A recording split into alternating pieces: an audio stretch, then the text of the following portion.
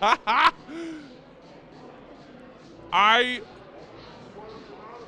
want to be anonymous.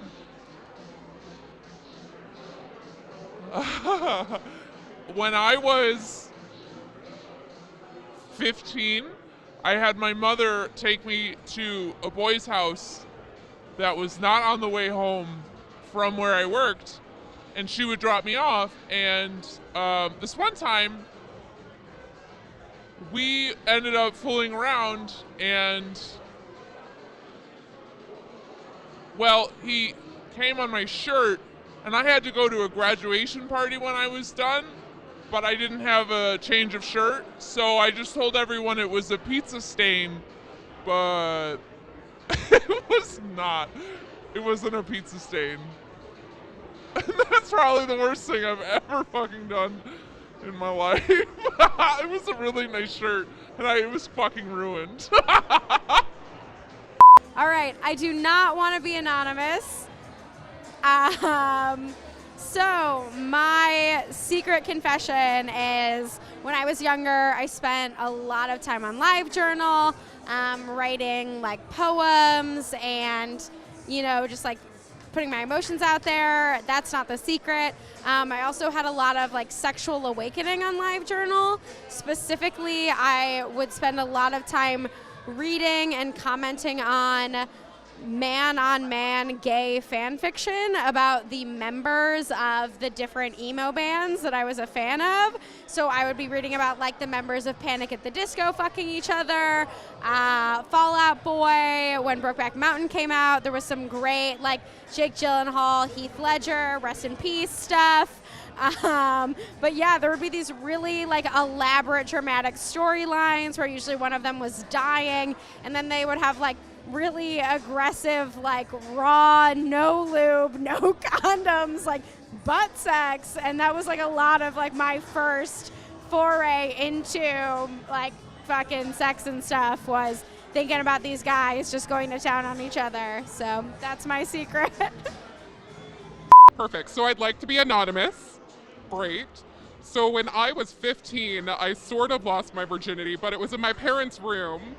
It lasted all of 2 minutes, maybe, probably wasn't really in, and it got all over my parents' bed. We had a new baby in the house at the time, so we just blamed it on formula in the bed.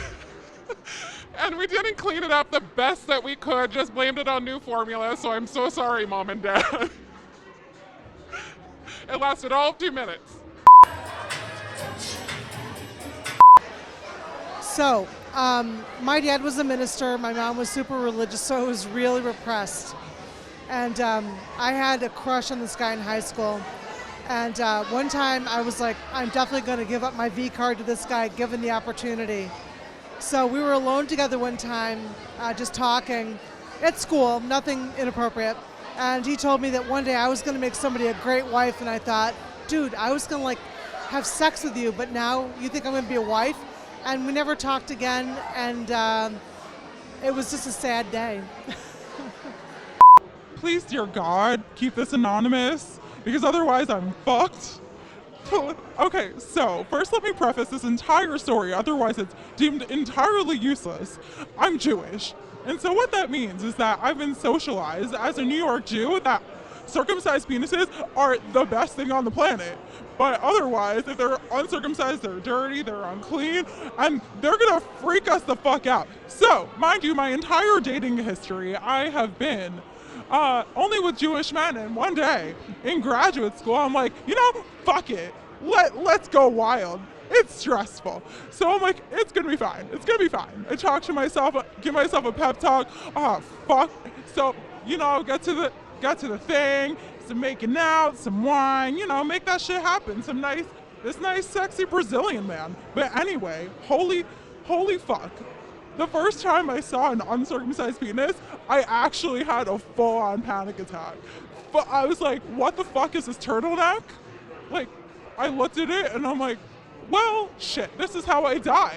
It was the most awkward, uncomfortable feeling that I was like, what the fuck do I do with this? And I think I was still for a good 30 seconds, and then sex time, that's like fucking jail. Like, you should be incarcerated. That goes against every social cue known to man. So then I was like, well, fuck it, if it's gonna be terrible. So I'm like, I look him dead in the eyes. I'm like, I have a confession to make. And he's like, dear God, and does the Holy Cross. And I'm like, well, that's another thing to unpack for another day. And I was like, I've never seen an uncircumcised penis. And it was terrible. And since then, because it was so weird to look at, I'm like, what is this turtleneck? I can't, no, I've since avoided uncircumcised penis, and I have a whole didactic way of thinking about it to figure out if a man has a circumcised or uncircumcised penis. Thank you for coming to my TED Talk. I would like to be anonymous for this. So, in 8th grade, one of my friends allowed me to borrow his PSP, which is a PlayStation Portable. And at that time, it was worth about $250. And he had NBA, the show. No, it was some NBA game. And he let me borrow it. And I played it for a week straight. And then when I met up with him after that week, we had a basketball game. His PSP was broken. And I broke his PSP. And I never told him. And I just told him that the battery was dead. And when he tried to power it up, it wouldn't work. And he asked me, why is my PSP not working? And I said, listen, man, I don't know. It was working when I had it. And I just want to say I'm sorry that I broke your PSP, buddy. And that, let me buy you a shot sometime.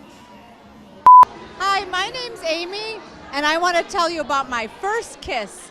So that would be when I was in 3rd grade, 8 years old, and I was in the classroom, and liked me and liked me, but I kissed behind the bookcase. Woohoo! I'm Allison. I'm also going to tell you about my first kiss. I was 20.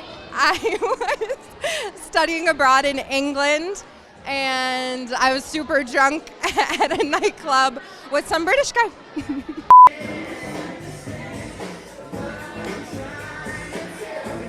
I would love if I was blurred out in this, please.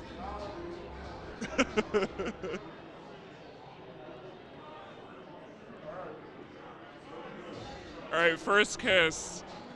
It was my sophomore year of high school. I know that was kind of old, I think, to have your first kiss, like ish. No, I'm sorry. It was my freshman year. Let me just start over. It was my freshman year of high school. A little bit old to have your first kiss. And it was homecoming. And, it was like the time of your life when your friends are like talking to the guy that you like you're like, oh, I like this guy. And your friends are talking to that guy. And your friends then come back and tell you like, oh, this guy's gonna ask you out at homecoming. He's gonna ask you out at homecoming because he likes you too. So, I go into homecoming super stoked because this guy's gonna ask me out. But I'm so excited. And, I'm at homecoming, I'm like looking great, I think. And so it gets to like the homecoming like song, right? So like every homecoming that you have has like a special song. So this special song comes on. I think it was like Matt Nathanson, something from him. I don't know what he sang, but it was something slow and romantic. And all of a sudden, my older neighbor comes up to me and he starts dancing with me. So now I'm a freshman and he's older, and I'm like taken aback because he's like hot. And so we're dancing and it's great. And then like all of a sudden he just starts like kissing my face, and it's insane. And that was my first kiss.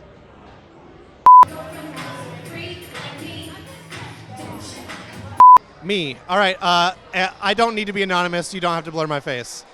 So this is going to be a secret about when I was a freshman in high school. I won the junior varsity basketball team Hustle Award, which is something I'm very proud of. I promptly quit playing basketball.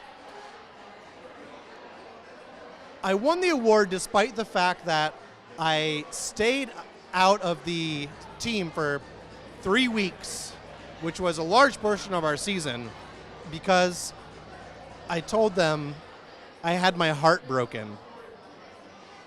I said that my heart had been broken irreparably and I could not play basketball because I was too sad. I was wallowing in the depths rather than rising to the heights needed to get that ball into the hoop. This was a lie. In fact, I hated playing basketball because I just couldn't run as fast as the other guys on the team. Really, I should have done what Kurt Cobain did, which was try to foul out as fast as possible so that they'd never put you on. Unfortunately, I was too nice to do that, so I said I had my heart broken. I still won the Hustle Award because I was the only person who committed to rebounding in our last game, which was the only game we ever won. So that's my secret.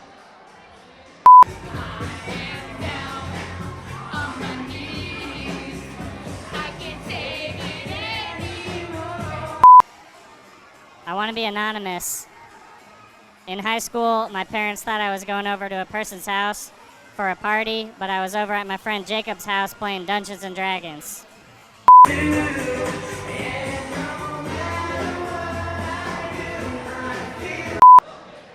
The thumbs up means I don't want to be anonymous.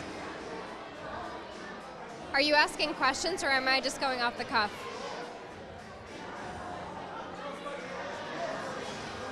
My first kiss with a girl. I was a sophomore in high school, though I knew I liked girls way sooner than that. And I had this huge crush on a girl who was in my women's studies class. She was late every day, and she wore like the coolest headband and had like the most perfect like messy bun. I was just in love with her. She was so cute. And she seemed to like me too, which was weird. So one day we decided we were gonna hang out after school at my house, and I'd been like thinking about this moment for weeks. I like burned a mix CD of like all of the most romantic songs I knew. A lot of them were like emo songs, Dashboard Confessional, Taking Back Sunday, The Works, Something Corporate. And she comes over, and we're in my room and we're like taking a nap. And I think she was like cuddling me. I was the small spoon, she was the big spoon. And there was like a moment where like she grabbed my face and we started making out. And then she like pulled back and we like made eye contact, and I was like, wow, this is so romantic. It was like one of the most romantic songs I knew playing in the background. I'd been thinking about this moment for so long. And she looks at me and she says, "Do you have any hip hop?"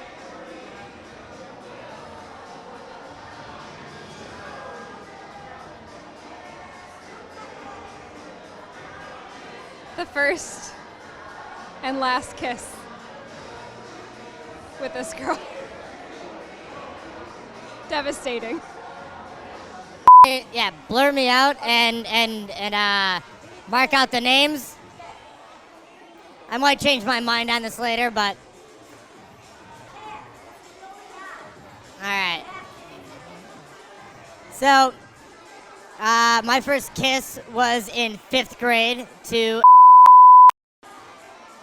It was in the backyard at his house on a Truth or Dare.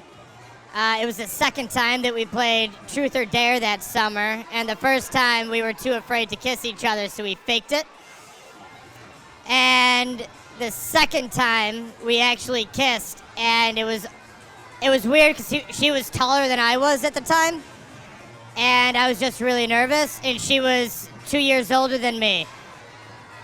So we finally kissed, and that was my first girlfriend, and I was in love.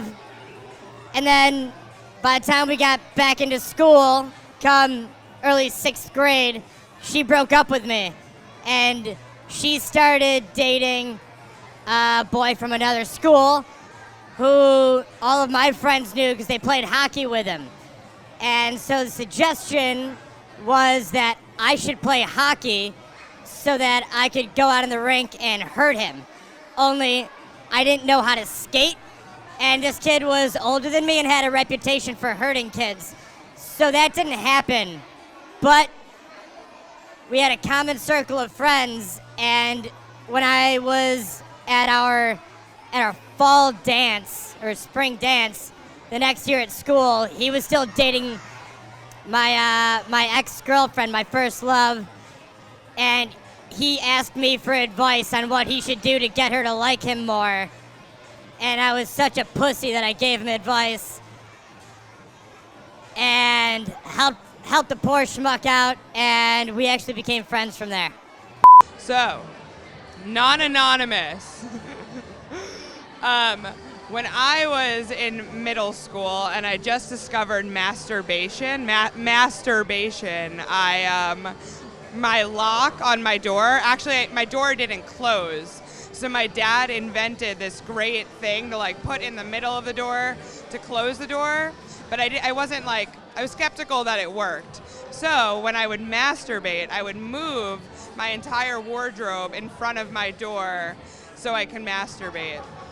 And also, I would do this while watching a lot of like queer TV, specifically the L Word.